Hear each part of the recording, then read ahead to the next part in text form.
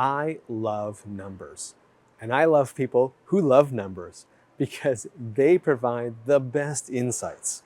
And so I'm excited to sit down with my next guest to ask them about their new consumerism study that they did comparing traditional healthcare and retail healthcare in terms of patient motivation. Hello and welcome to Swaay.Health, where we bring you the latest insights and interesting stories from the brightest minds in healthcare marketing. I'm Colin Hung, and I'm here in Newport, Rhode Island for the annual NESHCO conference. And I'm about to sit down with Sondra Brown. She's the leader and founder of MDRG. And she was here presenting on their latest study around consumer behavior and what they're looking for in terms of their healthcare experiences. I wanted to ask her, what is it that patients are looking for when compared to retail health? You'll be fascinated with her answer. Let's get to it. Sondra, welcome back to the program. Thank you, Colin. It's so great. The last time you and I got together, we talked about your year of yes, but this time we're going to talk about a serious topic, which was your presentation on all the great information that you shared. But before we get there, for the benefit of our audience, can you just remind us your role, your organization? Tell us a little bit about that first. So I'm Sondra Brown. I am the founder of MDRG. We're a consumer insights and market research firm. And while I'm a researcher at heart, but these days I am very passionate about our healthcare clients, which is about 45% of our work, and I lead a lot of the strategy for those clients.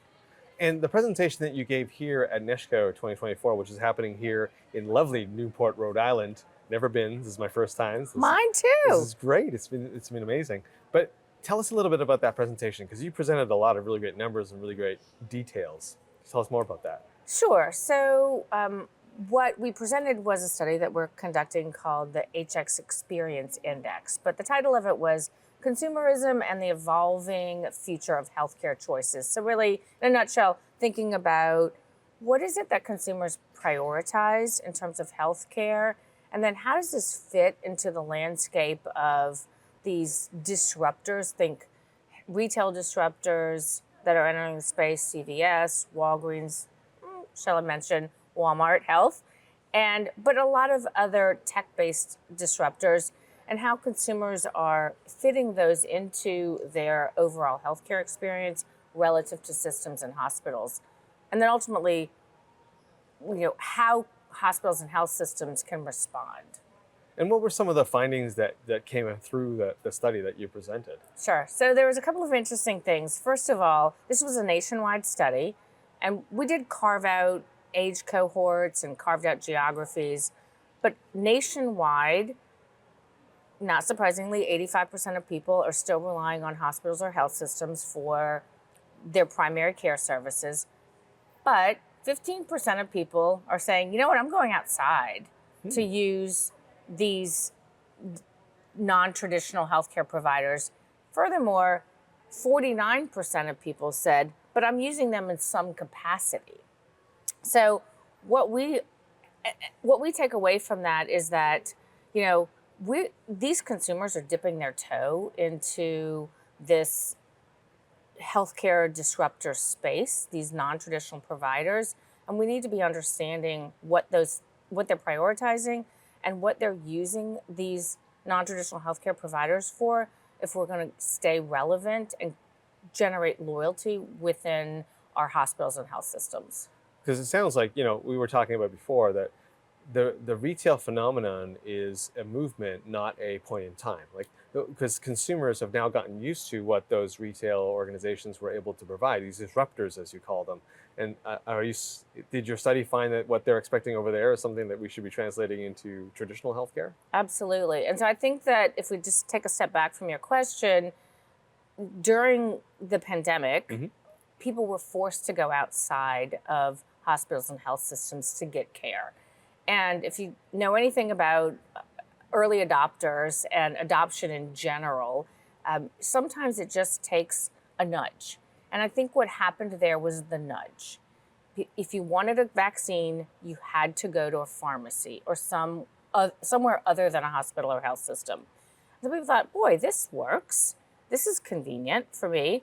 Why would I go back to the way that we were doing things before? And so that's exactly what happened in this study. We're seeing people are twice as likely to consider going to a non-traditional provider for a variety of services in the future. So current behavior suggests there's adoption, but a very significant number of people are interested in the future for a variety of services. And really, it's based on some kind of three key metrics: convenience, quality, and relationships. Okay.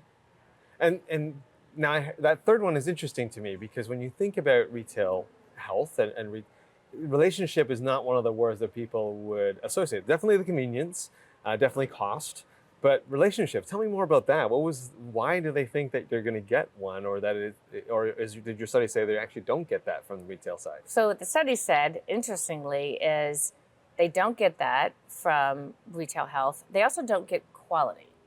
Okay. And so what the study did is not only look at these three big ideas as they impact the overall healthcare experience, but broke it down into a significant number of metrics that ladder up to those. And what we can tell you is that they do win on convenience. And that's things like, I don't want to wait for an appointment. I don't want to wait a long time. Just all the things that you think about how consumers would define convenience. But in terms of what's driving stickiness and loyalty, it's quality and it's relationships. And those are the things that hospitals and health systems win on currently. Gotcha. So it does sound like there's an opportunity to win here because of those two other factors, the quality and the relationship side. Yes, although there are some things to look out for. Because if you think about what people are prioritizing, it's a number of things. But one of those is I want personalization and I want agency. Okay. And so personalization, I want healthcare that's going to address my specific needs. And agency, I want to be involved in my healthcare. So convenience, we know that. But these other things are really interesting. And as you think about the way that consumers are managing their healthcare, there's a great interest in wellness, health and wellness, and tools that are going to allow that customization. And so you think about like an Aura ring, where it's a ring that you wear and you get an instant read on 20 different biometrics that really speak to overall wellness. And what you can do is upload that to a provider who then uses that data to sort of customize solutions. Well, hospitals and health systems aren't interacting that way, but there are other non-traditional providers that are interacting and coupling their services with those type of wearables. And I think that's the future. I think that's one area where we're going to have to really watch out. I think the other one is agency, really thinking about how do we allow people to be involved and direct to some extent their own health care. Because we're not going to go back to the doctor tells me what to do and I just execute on that. It's not going to happen. And people are expecting that. So those are some of the watch outs, if you will, if we don't pay attention. And Sondra, if once you look at the information, the data that you guys have collected, what's the key takeaway? What's the key to do for healthcare organizations looking at this kind of information? So boiling this down to a single statement, it's to understand what consumers are prioritizing and then design healthcare experiences that match that. Okay. Because these expectations aren't going to go away, and we as hospitals and health systems have to innovate and have to redesign the way that we're delivering healthcare if we're going to stay competitive. And from what you've been saying, a lot of it healthcare organizations are doing, but maybe on a small scale. They haven't scaled it up because there are some docs who do this, who get to know their patients and really provide amazing quality care and who know them as well. But now we're not just doing it at scale anymore. So I like that. I like there's hope, in other words, for organizations to kind of really win on the consumer side. That's exactly right. I mean, one of the questions that I asked in my presentation at the beginning and then I circled back to the end is loyalty a thing in healthcare? And, maybe not, but I think it can be a thing if we start paying attention to what consumers are asking of us. And I think the complexity of healthcare and historically the way that we've thought of people who navigate healthcare as patients, meaning that they just don't have, they really don't, it's a system that dictates how they navigate it as opposed to the consumer navigating it. If we continue in that direction where we didn't have to prioritize the experience and we didn't have to really listen to what people are saying, no, loyalty will not be a thing. But I think that we still have a leg up, and we just need to be listening better. You've shared a lot of great information with us on camera. Where can people go to learn more about your organization?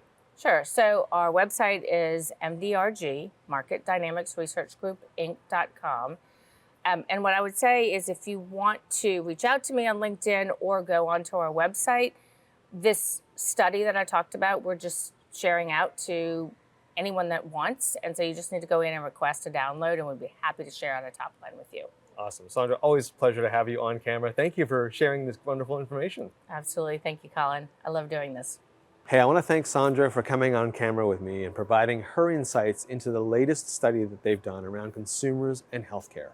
I found it encouraging that traditional healthcare providers still have the ability to compete on quality and relationships, two things that patients still value. Right? And it's not just about cost and convenience, where retail health seems to have the edge. And hey, if you enjoyed this interview as much as I did, please like and subscribe. Also, head on over to Swaay.Health, that's Swaay with 2 A's, .health, where you can find more great content like this. I'm Colin Hung. Thanks for being here, and I'll catch you on the next video.